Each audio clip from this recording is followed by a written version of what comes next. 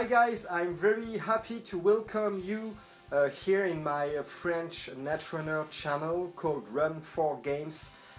First, excuse me for my French accent. This is one of the first time I speak to you in English.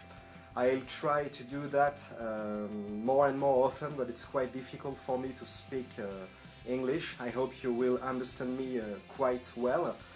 First, I would like to wish you a Happy New Year. I'm really pleased to welcome you here, and I have two big presents for you. I have two spoilers of the next data pack of Android Netrunner called True Colors. The first spoiler is a shaper card called Capstone. It is an hardware that costs 2 to install. It's unique. It has 3 influence, and the effect is trash any number of cards from your grip. For each trashed card of which you have another copy installed, draw 1 card.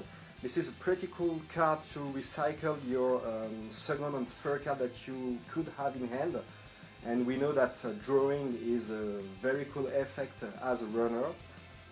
Let's see what happens with this card in the future. I hope it will be played. And the second card is a corp card, of course. It's called Panic Button, and I'm really glad to see a reprint of the R4G.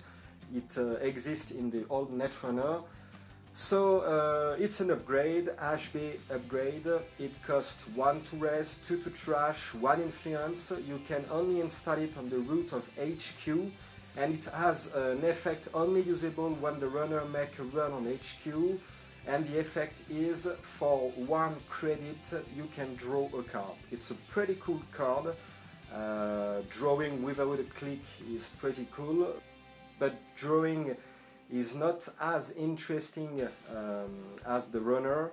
So let's see if the card will be played. Who knows?